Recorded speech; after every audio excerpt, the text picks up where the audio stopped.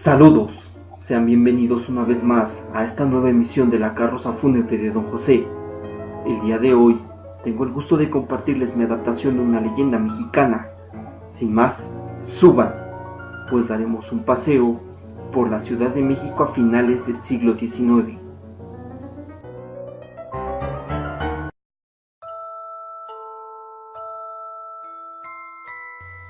Famosa por sus locales joyeros, la calle de Madero también era un manjar para la vista, pues la arquitectura con estilos españoles de la hoy Ciudad de México hacían disfrutar bastante el viaje para quienes venían a visitarla. Dentro de los muchos comercios que se podían encontrar a lo largo de este lugar, el de Don Felipe Lorenzana era uno de los más prósperos de entre su especialidad, dedicados a la venta de finos relojes españoles y con un taller para la reparación de los mismos. Él y su esposa Diana atendían con humildad a todo tipo de clientes que acudían a ellos. Don Felipe era considerado un hombre muy afortunado entre sus colegas, pues a su negocio cada vez llegaba gente de más lejos con el único fin de verlo.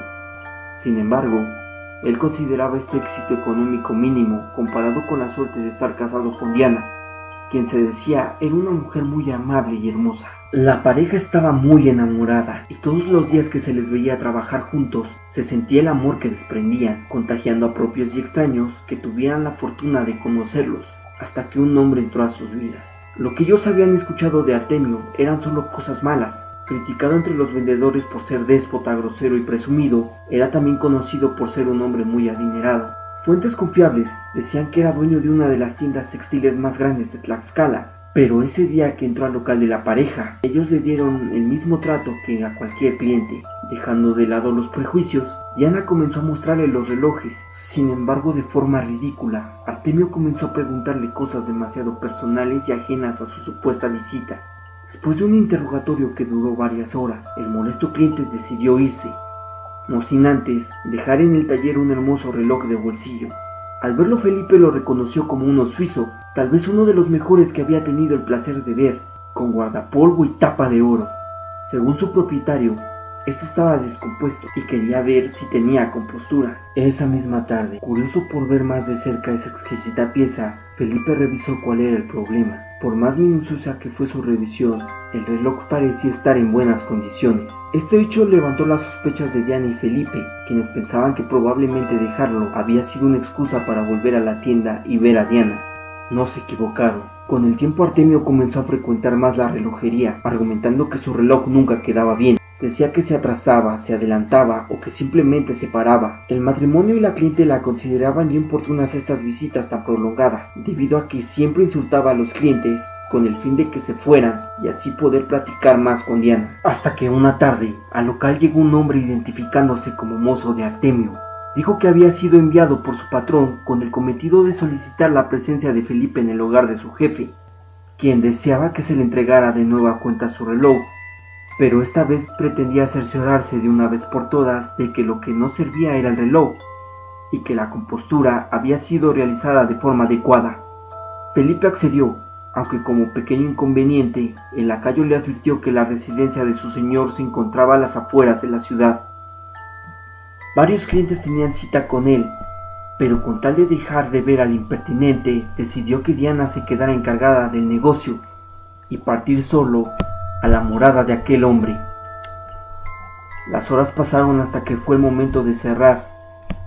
Inquieta, Diana decidió esperar a su marido en la oficina, pero después de leer un rato, se quedó dormida. En determinada hora de la madrugada, los relojes comenzaron a sonar de forma demasiado estridente. Para su sorpresa, no marcaban la hora en la que se supone deberían de hacerlo. Desesperada por no ver señales de su marido, comenzó a buscar con vecinos y gente que conocía a Felipe. Tuvieron que pasar 2 días más para recibir la noticia. El cuerpo de su esposo había sido encontrado a orillas del camino. Las autoridades dijeron que había sido víctima de ladrones, ya que durante la investigación se descubrió que el supuesto mensajero de Artemio en realidad no trabajaba para él. Todo había sido un montaje para robar el reloj de bolsillo. Seguramente Felipe se había resistido y eso había provocado su muerte. La tragedia de Diana fue vivida por todos los conocidos de don Felipe. Nadie podía creer que un hombre tan honrado hubiera dejado esta vida de forma tan ruin y despiadada.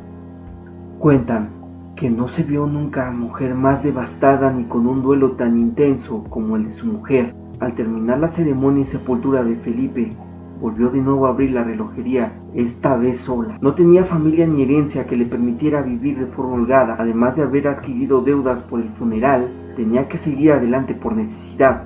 No pasó mucho tiempo antes de que Artemio se enterara de la reapertura del negocio. Como siempre, llegó prepotente y altanero, actitud que ahuyentó a los clientes que ese día se encontraban. Una vez a solas, Artemio, en tono de burla y visiblemente alegre, le dijo que el motivo de su visita era para darle el pésame. Acto seguido, la abrazó y de esa forma le dijo al oído que no se preocupara, que él la protegería. Esta actitud molestó mucho a Diana. Para ella era seguro que un hombre tan mezquino tenía que ver con el asesinato del amor de su vida. Llena de rabia, lo corrió de la relojería gritándole que no quería volver a verlo. Artemio, incómodo, salió del lugar. Sentía como todas las miradas de reproche y desaprobación lo perseguían a lo largo de la calle. No lo entendía. ¿Cómo era que su plan había fallado? Lo único que se interponía entre ellos era su marido. Las señales estaban claras. Ella siempre le sonreía y trataba de forma amable el tiempo que él decidiera quedarse. Incluso ignoraba a los clientes cuando él se encontraba allí. ¿Por qué ahora se hacía la difícil? Si con su actitud, ella fue quien le pedía liberarla de ese falso matrimonio. Molesto por lo sucedido, planeó volver al día siguiente para vengarse de la actitud tan engreída de aquella mujer. El trayecto a su casa fue largo y la noche lo sorprendió en el camino. A su llegada, lo esperaba ya el portero, quien al verlo inmediatamente le abrió la puerta. Lo primero que Artemio notó al dar el primer paso dentro del portón fue ver la silueta de un hombre sentado en una banca que tenía en el jardín de su hacienda. Extrañado, le preguntó al vigilante si tenía visitas. Este, confundido, le respondió que no, que incluso toda la mañana nadie había ido a preguntar por él. Mandando al portero por delante, ambos hombres se aproximaron lentamente hasta la figura. En una mano, el guardia sostenía una lámpara de aceite y con la otra una carabina. Ansiosos por revelar la identidad del hombre que estaba en ese lugar, comenzaron a lanzar amenazas de abrir fuego. Sin recibir respuesta, ni palabra alguna, tampoco ningún movimiento. La extraña sombra no se notaba. Por fin se acercaron lo suficiente como para que la lámpara iluminara el rostro de la persona que se encontraba en aquel lugar. Para el vigilante fue una impresión muy fuerte ver que se trataba del cadáver de un hombre, pero para Artemio fue un vértigo de emociones. Enfrente de él, con los ojos abiertos y completamente blancos, se encontraba el hombre al que le robó su último aliento. Y no solo eso, llevaba consigo el objeto con el cual había sido engañado, marcando la hora exacta en la que don Felipe había exhalado por última vez. Este detalle alarmó a Artemio. Este objeto descansaba en una caja fuerte oculta para todos, y en caso de ser encontrada, ¿cómo era posible que alguien la hubiera abierto si él era el único que poseía la clave? Esa noche, los hombres de Artemio de confianza fueron llamados para llevar a tirar el cuerpo en otro lugar. Mientras la lúgubre tarea era realizada, mandó a llamar a toda la servidumbre a su cargo, con el fin de dar con el autor de tan macabro acto. No obstante, por más que amenazó, ofreció dinero e incluso negoció, nadie supo dar razones del profano responsable. Exhausto por el interrogatorio, mandó de nuevo a descansar a la servidumbre, no sin antes amenazarlos de nueva cuenta para que no contaran lo sucedido esa noche. Al día siguiente, como de costumbre, Artemio abrió las cortinas de su habitación, solo para llevarse un susto mayúsculo al del día anterior. El cadáver de Felipe esta vez se encontraba sentado en su jardín, viendo exactamente a la habitación donde él se encontraba, y como lúgubre detalle, el reloj de nueva cuenta se encontraba en su mano. Curioso por esa espantosa vista, mandó a llamar a sus hombres para preguntar por qué no habían hecho esa misma noche el encargo que les había ordenado. Confundidos, dieron detalle a su patrón de cómo se habían deshecho del cadáver. Escéptico, ordenó nuevamente que el cadáver fuera retirado, y esta vez llevado más lejos para evitar que quien fuera que hubiera sido el gracioso tuviera más dificultades para realizar de nuevo su travesura. Poco sabía el hombre que a partir de esa mañana el cadáver aparecería sin falta en el jardín. Entre más aparecía don Felipe en la residencia de Artemio, la salud mental de este último era cada vez más cuestionable. pues el detalle que más lo volvía loco era volver a ver el reloj en las manos del cadáver. Las primeras veces solo lo escondía, pero conforme pasó el tiempo comenzó a guardarlo bajo llave, a dormir con él e incluso a tratar de destruirlo, pero este aparecía de nuevo sin rastro alguno de deterioro o maltrato del día anterior en las manos del muerto. Dentro de la servidumbre también había detalles que asombraban a quienes eran testigos frecuentes de la funesta aparición. A pesar de ser enterrado varias veces, su ropa al día siguiente lucía impecable, sin rastro alguno de tierra o lodo. Por otro lado, su cuerpo sí era corrompido por el natural proceso de putrefacción, lo que los hacía pensar que se trataba de algún enemigo de Artemio. No obstante, cansados de tener que soportar diariamente la visión más decadente de lo que alguna vez fue un hombre, mucha de la servidumbre empezó a marcharse de ese lugar. Temiendo quedarse en algún momento solo con el despojo de hombre que ya era Felipe, Artemio comenzó a elaborar un plan para descubrir a la persona que estaba tratando de acabar con su cordura, o por lo menos evitar que el cadáver entrara por sí solo de nuevo a sus dominios. Mandó a poner farolas dentro y fuera de su propiedad. Al estar listas, llamó a toda la gente que consideraba de confianza. Una vez reunidos, hizo su propuesta. Quería atrapar a la persona que estaba detrás de esta afrenta. Para ello, cada uno de los ahí presentes estaría en una farola, las cuales estaban distribuidas dentro y fuera de la propiedad. Si lograban dar con la persona o lograr que el cadáver no apareciera cerca de la propiedad, serían bien remunerados.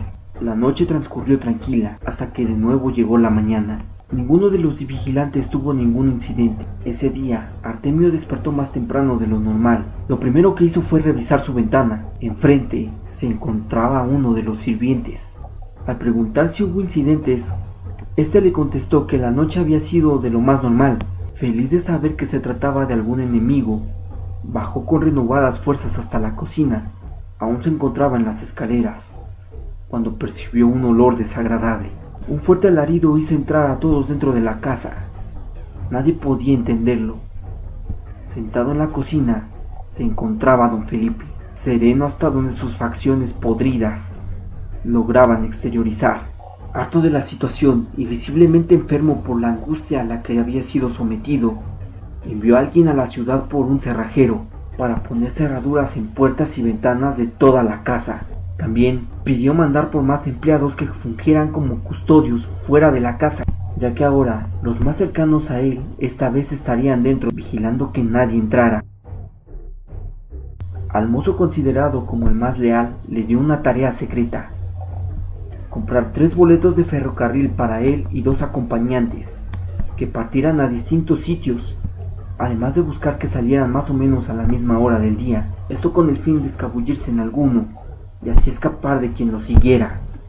Repasadas las órdenes, supervisadas las tareas y puestos los candados, Artemio dispuso una silla junto a la ventana en la cual vigilaría el patio.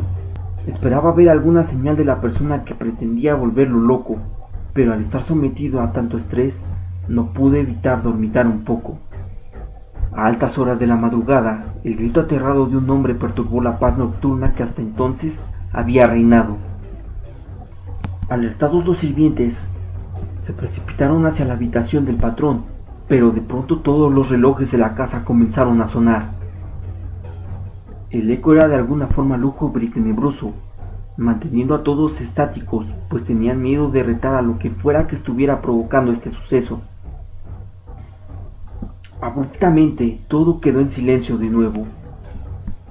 Poco a poco el movimiento comenzó a tomar su curso dentro de la morada.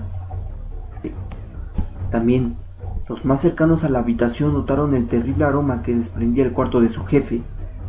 Por más que llamaron desde el otro lado, no hubo respuesta alguna.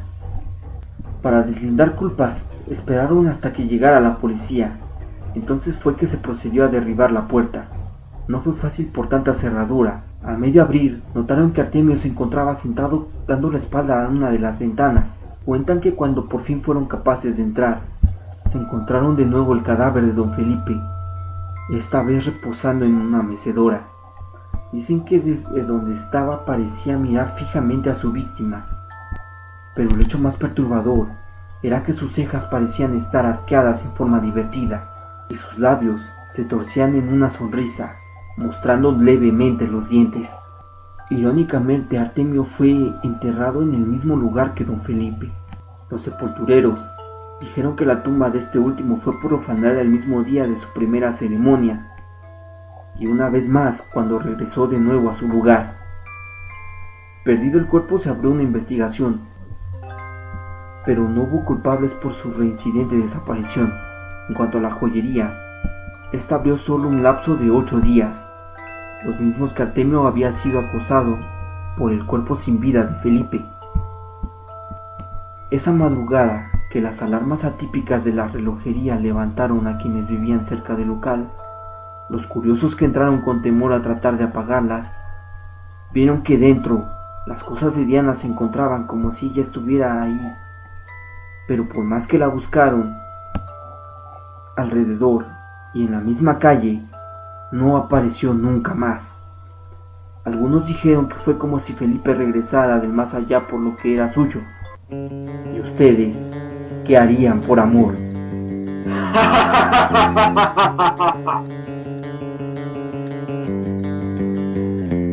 Bueno, espero hayan disfrutado de este viaje por una de tantas leyendas mexicanas.